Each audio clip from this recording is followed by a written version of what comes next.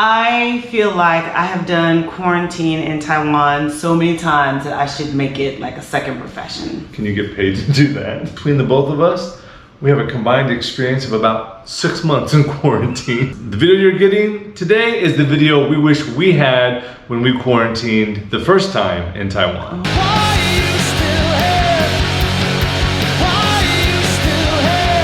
Hello beautiful people, I'm Leah. I'm Justin. Thank you for joining us and welcome to our channel.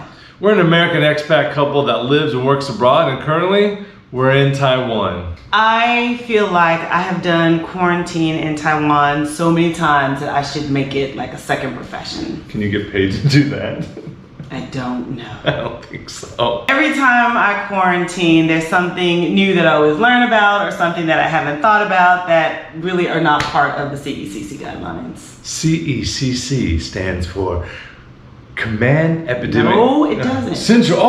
CECC stands for Central Epidemic Command Center. In fact, if you take in consideration other countries and other pandemics, between the both of us, we have a combined experience of about 6 months in quarantine. So we're gonna take all that information and all of that knowledge, and we're gonna give you a very useful, a very informative video. None of that fluff stuff about what we had to eat for 14 days, how small and dour our room looked. We're not giving you any of those types of videos, because the video you're getting today is the video we wish we had when we quarantined the first time in Taiwan. And for those of you that are thinking that it's impossible to get into Taiwan right now, stay tuned at the end of this video because we have information to share with you. With that said, if you find any of this information useful, please give us a thumbs up or leave us a comment. It really helps a lot with the channel.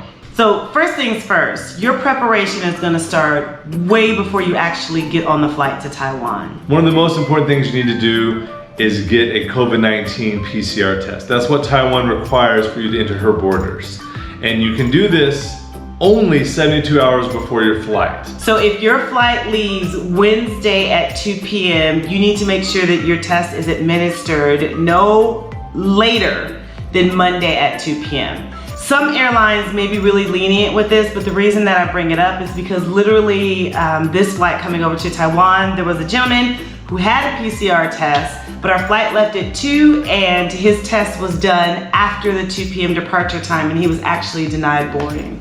Ouch, that would suck. You want to make sure that the airline that you're flying also requires the PCR test as well. Most PCR tests have results delivered either via phone or a piece of paper. It is my recommendation that you print out the paper. It seems to make the process go much faster. A few things that you want to make sure that's on the form. Make sure somewhere on the form it has the name and the address and telephone number of the lab.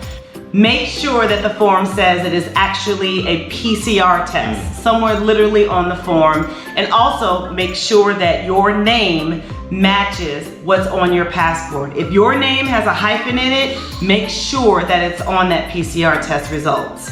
You also want to make sure that your passport number is listed somewhere on the actual form. So this whole process is just a preparation, right? And it sounds like it's already becoming a pain in the derriere, but it's not. It's not. Who says derriere? I know, I knew you were gonna say that. Never mind. But you must keep in mind that Taiwan has done an excellent job as a country keeping this pandemic at bay, considering its proximity to China, where it originated, considering they've dealt with SARS, considering they've dealt with H1N1, they know how to deal with this. For those of you that might struggle with jet lag or problems adjusting to the new time zone that you're coming into, be aware that things like melatonin or Benadryl or sleep aids that you normally find over the counter are not available in Taiwan, but you can bring your own. You must book your quarantine accommodation before you leave your country. You cannot arrive into Taiwan without a place to stay. It's also important to remember that you need to stay in a government-appointed quarantine hotel. It used to be at one point that you could stay in an Airbnb or with a friend, or even if you had your own apartment in Taiwan, you were able to stay here for the quarantine process. That is no longer. We will leave a link in the description box below that lists all of the names and the prices of the government hotels. If you are traveling with a family, if you are traveling with your spouse or significant other, you guys are going to be required to stay in separate rooms. The only exception that's made for this is if you're traveling with a child that's 12 years old or under, one parent will be allowed to stay in that room with the child. Otherwise, you guys are on your own. The prices of the hotel rooms vary, right? It might vary because it's in a different city, but it also varies because of amenities. There are rooms that are dirt cheap, but they don't have a window. Oh, no. And if you're hunkering down for 14 days, you need to know what's important to you. Does it have a window? Does it have a view? I would definitely need space. I would want to be closer to the apartment, so I wouldn't have to travel afterwards to get home. I want to be like right next to our apartment. Oh, location. Make sure they have good internet. Check, you can check out these hotels and see how they've been reviewed as Absolutely. a quarantine hotel, but also how they've been reviewed prior to being a quarantine hotel. You need to make sure you pack your own toiletry kit. Now they're gonna provide you with something at the hotel, but let's be realistic here. Who has ever gone to a hotel and had their favorite toothpaste? Who has ever gone to a hotel and had their favorite type of toothbrush? In our travels in Asia, the common things that we are used to, such as wash rags, they're not commonly used here. So if having things like wash rags is important to you, bring it. Yeah. So at this point in your journey, you should have booked your flight, booked your hotel accommodation, and you should have the results of your PCR test. The results of your PCR test need to be either in English or Mandarin. If you're coming from another country that does not speak any of those languages, you need to know this because you won't be able to board the flight if they're in any other language. Welcome to Taiwan. If you don't have a SIM card already, you're going to be required to get a Taiwanese phone number. First of all, there will be a vendor there. The prices are going to vary, so we can't give you like an amount because it depends on which phone company they have there for the day. Your SIM cards can be for 14, 21, or 30 days. Whatever number is assigned to you at quarantine cannot be used after your quarantine time is over. So once your SIM card is up, that number cannot be ported if you get a permanent phone number, and it just expires. Right, so I would suggest getting a 30-day phone card if you're coming to Taiwan for the first time, so because you'll be able to use it to make other arrangements for long-term accommodation, for your job, etc., etc. And you're going to need to immediately download the Line app because that's how you're going to be communicating with the front desk liaison at your hotels. Upon your arrival at the airport, you are officially part of EQS. You just made that up. It's the entry quarantine system. There is a health declaration form that you need to fill out either 48 hours before your flight departs from its home country, or you can do it upon arrival.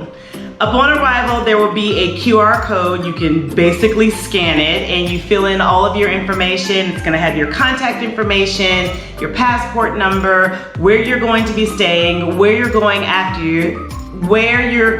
after your stay. You cannot leave the airport until you have submitted that information and have received a confirmation text back from the Taiwanese government saying, we got you in the system. You said got you, like they got you. Right? They do, because they got you. Got you, but it's Taiwan. But it's Taiwan. They really got you. So they got you with loving Yes, they do.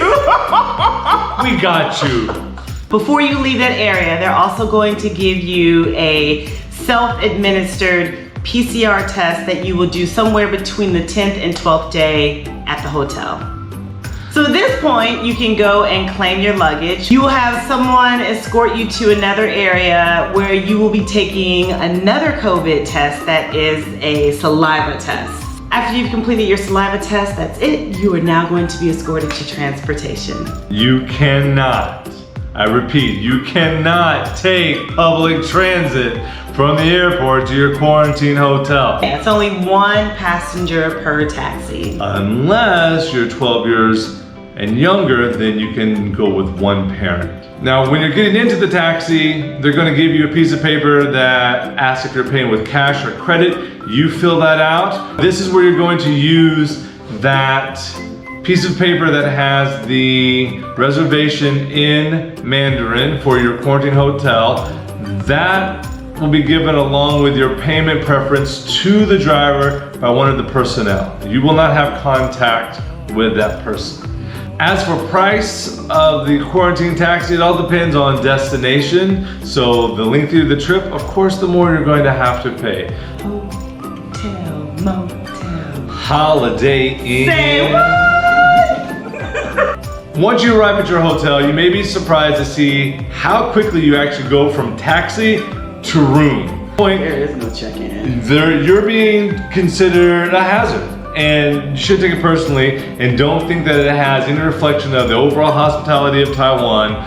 Just a reminder, say goodbye to your family. You're not allowed to have any visitors. They take that policy very seriously.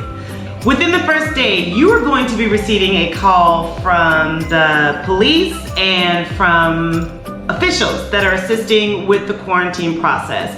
And they are basically going to run down what to expect for the next 14 days. During this briefing, you're also going to be given the name and the phone number of someone who is specifically assigned to you to be your liaison if you start to feel unwell.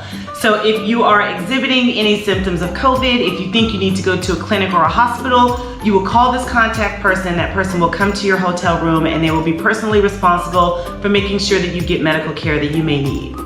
Every time we quarantine, they've always spoken English, so be sure and answer so you can get this process handled properly, and don't set off any alarms or put yourself under the target. I love how you say don't be intimidated. First of all, you don't have a choice but to answer the phone. Let's just start with that. Do not turn off your phone. Oh God, do not no. reboot. Do not update. Do not do anything that will turn off your phone. Your phone is literally being tracked from the time that you leave the airport to make sure that you are staying in your room. That's what that confirmation code coming in is all about. It hooks you up to the system.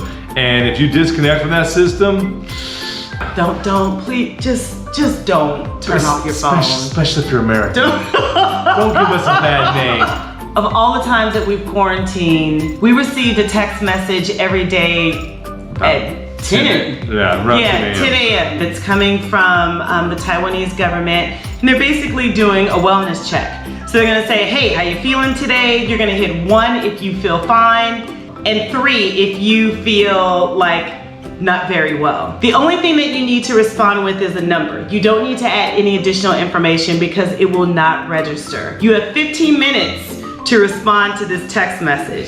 If you don't respond in 15 minutes, they're gonna send you another text message. If you don't respond then, they will have the police call you. And if you don't respond then, the police will show up at your door. I'm not gonna say how we know that, just know. Okay. Every day at 10 a.m., answer the text message.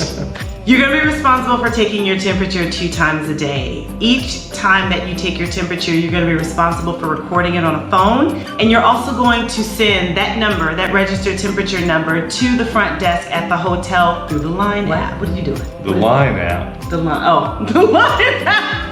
Once you're in your hotel, your communication with the front desk can either be with the phone that's in the hotel, but the most common way is going to be Line. The hotel is going to use Line for everything. It's gonna let you know if you have packages that are delivered, food at your door, and any updates or anything that they need to communicate to you, like reminding you to take your temperature now. That's all gonna be communicated through Line. I have no idea who was at my front desk, but my guy's name was Butler. Oh, we said no English accents. It was Butler. You had a butler? That's his name. His name Oh, on the thing was the whole time I thought you were saying the butler. Like, I wonder why you didn't use the and you said butler. His name was her name. I don't know who it was. That's true. You never saw them. Because you can't open the door. Like, you can hear them putting the packages, but you're not allowed to open the doors. You'll be given 3 meals a day, 8 a.m., 12 noon, and 6 p.m. As you're registering with the government hotel, they are gonna ask you if you have a preference for vegetarian meals. So you do have that option available to you. All of this food you're getting is traditional Taiwanese food. It is traditional, yep. You can cancel the delivery of a meal by going to your Line app and texting your butler and letting them know that you don't want breakfast, lunch, or dinner. If you find yourself tiring of Taiwanese food, there are options. You can use Food Panda or Uber Eats, which are food delivery services. You can download this either on your phone or on your desktop. Personally, think that the desktop app is much easier because you can convert everything into English. Use the desktop version. That's what we Unless you can read Mandarin. Oh, yeah. Yeah. So there are restaurants that are around the area that deliver. You can also order from local convenience stores like 7-Eleven and Family Mart. And you can also order from grocery stores. Just because you can order from a grocery store, don't think that you can actually cook in the hotel room. That's true. The delivery charges that I saw during my 14-day stay range between 9 NTD and 60 NTD. Food is not terribly expensive here in Taiwan. And so don't think that you're going to run up a huge credit card bill, which, by the way, you do have to give your credit card number. Yeah, no cash. Yeah, you cannot do cash. And when you're ordering delivery, it is very, very, very, very, very, very, very, very important that you untick the contactless delivery. Contactless delivery means just that. They leave it at the door. So the very first time I placed an order, I did not uncheck contactless delivery, even though my address was literally a hotel. They left the food outside the door of the hotel. They didn't even take it to the front desk. This is probably an opportunity for you to write, please deliver to the front desk, room, blah, blah, blah, for the front desk to deliver to your room. One thing that's really exciting about Food Panda for me is watching the app, and it shows you. Oh, it's so cool. It shows you where you are in the delivery process. We received your order. We're cooking your order. Yeah, and then it shows the guy driving. It does in real time. And in real time, and then you're like, oh no, did he have an accident or did he stop to take a smoke break? Why has he been at that stoplight for 15 minutes? Come on, man, I'm hungry. What comes into the room stays in the room. So, if you ask to borrow a broom or a vacuum or a plunger, they can't risk contamination of anything that you pass back out. So now your quarantine process is beginning. You're gonna be spending the next 14/15 days, we'll explain that in a moment, here in your hotel, your 300 square foot paradise. And so now it is time to dig the fuck in. For an introvert like myself, I have to say that quarantine often for me is like a spiritual retreat. I have music, I have YouTube, I can video at all hours of the night because my children are in the States and I'm here. I have podcasts, I have journaling, I have yoga. It's like paradise. As an extrovert, after about 12 hours of silence, I begin listening to my own heartbeat in my ears, wondering, when will it stop? Artificial intelligence therapy? You want me to talk to Google? Hey Google, tell me a joke. You're in quarantine. Ha ha, I'm everywhere. So, if you happen to actually survive until the 10th through 12th day, you're going to have to take another test. This is the test that was given to you in the airport on your first day when you left. And the police will call you to remind you that this is the day that you take your test. They are very persistent. Every test is going to have a QR code on it. If you scan that QR code, it will take you to a Mandarin spoken video that will tell you how to do the test. You don't need to understand Mandarin to understand what's going on and what's being expected of you. So on day 12, you're going to receive a package at your door, and it's going to have gloves and a mask and shoe coverings. And this is basically going to be for you to take yet another test. The way that the process was explained to me was that there was going to be a bus or van pickup that took you to a clinic to have a COVID test. And I was like, oh, what does the sun look like? I get to go out and see it, but that's not exactly what happened. No field trip?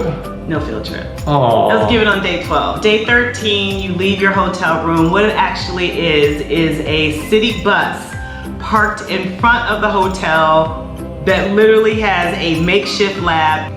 You thought you were going for a ride. I thought I was going for You a thought you ride. were going somewhere. So the test itself is 500 NTD. They will accept cash or credit card for payment. The results of this test will come to you in the form of a phone call from the police on the following day. If your test results are negative, you can technically leave at 12:01 a.m. on the 15th day, but no sooner than. I don't even think my family would come and get me at 12:01 a.m. No, Be like, what? You paid for 15 days. Check out at 11. We'll meet you then. If you're needing to take a bus or if you need to take a train to a city that you need to get to, you can also ask for that help via the Line app. Your butler or front desk hotel will help you with that. And then I think after that, you're free. Ha, you thought you were free. No. You're not. Yeah. 7 additional days to your quarantine process. This is where you will self-monitor your health. This is where you should probably just go home and sit for 7 days.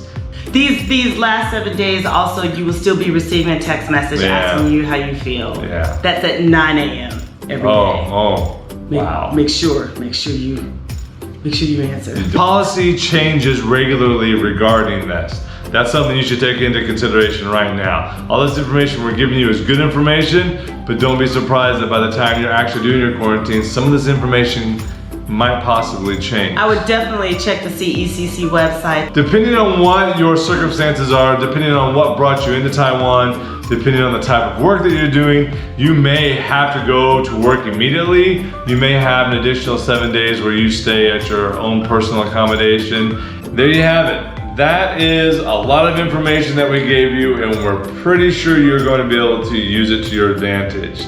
Let us know in the community box below if you find this process daunting, intimidating, exhilarating. Let us know what you feel and think, and keep in contact with us. You can check in with us here and also on Instagram. Yeah, and if there's any questions that we did not answer for you, please feel free to put that in the community box as well. Absolutely. For those of you who think that you cannot get into Taiwan, you need to watch this next video, because this is where we spill a lot of tea. Leah always has a question she likes to ask you at the end of each of the videos. When was the last time that you did something for the first time? Remember, it's never too late to get up, get out, and get gone. Thanks for joining us.